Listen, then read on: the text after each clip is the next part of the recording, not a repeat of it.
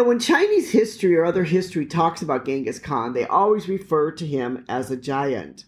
So one of the questions is that, really, how tall was Genghis Khan? I mean, was he really like this man that when we think of a giant, maybe was 7 or 8 foot tall? The truth is that we really don't know how tall he was, but we do know that during the time when he lived, the average height of a man was probably quite smaller.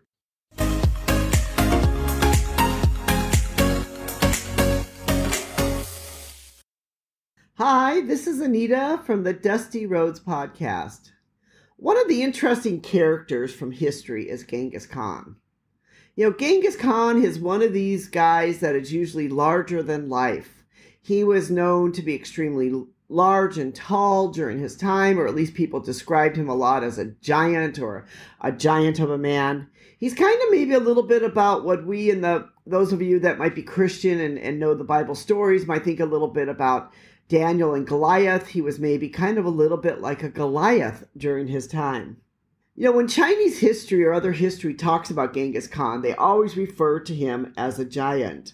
So one of the questions is that, really, how tall was Genghis Khan? I mean, was he really like this man that when we think of a giant, maybe was 7 or 8 foot tall? The truth is that we really don't know how tall he was, but we do know that during the time when he lived, the average height of a man was probably quite smaller. Probably the average height was about 5 foot 7 inches tall, which really isn't that tall. But, on the other hand, if he was 6 foot tall, he would probably seem to be huge.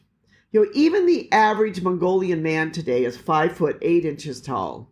That's the same average for a Chinese man. South Korean, it's 5 foot 9 inches tall. But in countries like Sweden today, their average is 5 foot 11 inches tall, or almost 6 foot tall. So you can see it really, can make a difference between where you live. So if you look at these averages, if you look at it, you say, well, if Genghis Khan reached, if he was 5 foot 11 or even 6 foot tall, or if he was over 6 foot tall, he would have seemed like a giant during his time. Because even in present day Mongolia, he would have been well above his average. It would have been much taller than the ordinary man. There's no doubt that Genghis Khan is a legend, but still we have no definitive record of his appearance, what he looked like, or how tall he was. The truth is he may not have been that tall. He may have just been, maybe he was really huge, maybe he was big, maybe he was kind of, more like what we see today as like sumo Japanese wrestlers, which you can see some Mongolian men that are like that too today, that are actually very tall and very big and very wide. But we do know that he was a fierce warrior and that he conquered a lot of places during his lifetime. He conquered many territories. He was feared. He was, very much feared by even the Chinese. So, maybe over time, his how fierce he was, how tall he was, maybe got exaggerated. The accounts describe him as a few things. They describe him as tall and strong. Every account that you read of Genghis Khan talks about him being this tall and strong man. They talk about him having a mane of hair and a beard. And so he had this sort of like flowing hair, and he had this beard, and he was tall and strong, and that probably added a lot to what people saw as maybe his height. Some historians have said that he had red hair and hazel eyes. This was actually from a Persian historian who lived after Genghis Khan, so he would never have seen him in person, but he basically said that he had red hair and green eyes. And if he had red hair and green eyes, it would have been highly unusual. He could have actually had red hair. There would have been some people there that would have had red hair. Or maybe instead, his hair could have been more sun bleached. Maybe it was bleached from the sun. If you have darker hair and if you're out in the sun all the time, your hair can turn red. There are some Mongolians that are known to have green or almost yellow eyes. So there's a lot of reasons why people could have said he had red hair and green eyes. So we really do not know. But, his hair could have been red, or it could have turned orange, or there could have been a lot of different things that would have happened to make him seem even more fierce than maybe what he actually was. Genghis Khan is one of these interesting characters that, for most of us in the West, we have heard about him. We've heard about, all of his conquerings of, many parts of the world. He really, conquered throughout the world. And so we hear about him. We hear about his Mongolian warriors. What many people may not realize is that Mongolia as a country, was under the Soviets for quite some time. In fact, it was about for 70 years, from 1921 to 1992. So it's relatively recent that Mongolia was no longer a Soviet satellite. But during the Soviet era of Mongolia, Genghis Khan was not celebrated and, in fact, was forgotten by many. Genghis Khan was not taught in the schools. The Soviets did not want to have anything said about him. He was not considered to be one of the local heroes. So this is really kind of important to understand, because it means that, at least for Mongolia, and the pride that the Mongolians feel in Genghis Khan is relatively new. It's a relatively recent type of pride that they have. If you go outside of Ulaanbaatar, the capital of Mongolia, right out sort of in the middle of nowhere, it's quite fascinating to go there, you will find on top of this hill this huge, larger-than-life statue of Genghis Khan on a horse.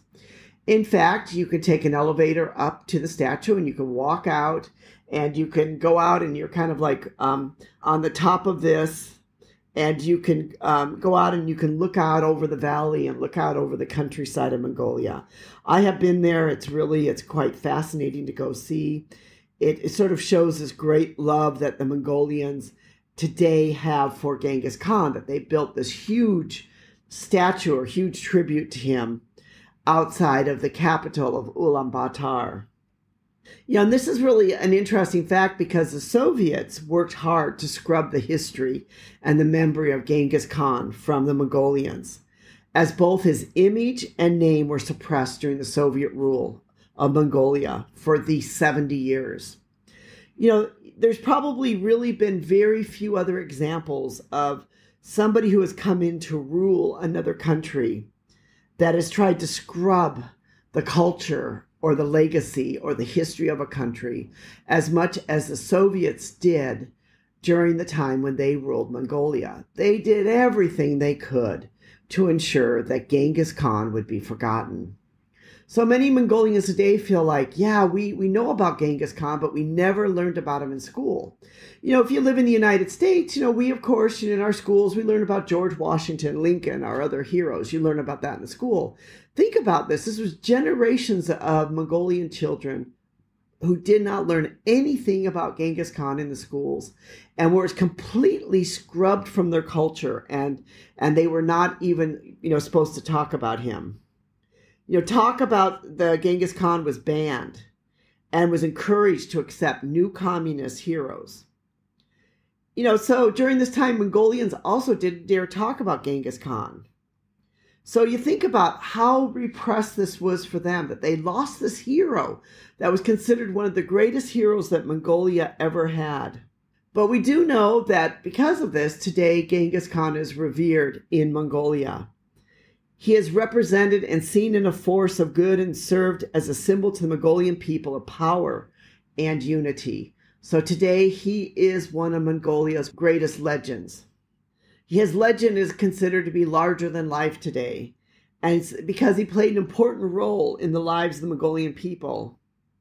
That is why outside of Ulaanbaatar, you find this huge equestrian statue of Genghis Khan, which really shows how they see this great hero to continue today to be larger than life. The statue is so tall and so large that you really think that he must continue to play an important role in the lives of the Mongolian people, and that he must have been one giant of a man and very important heroes to ever have lived upon the earth. If you get a chance to go to Mongolia, go take the opportunity to go and to see the equestrian statue of Genghis Khan. It is really worth seeing. It is a wonderful experience.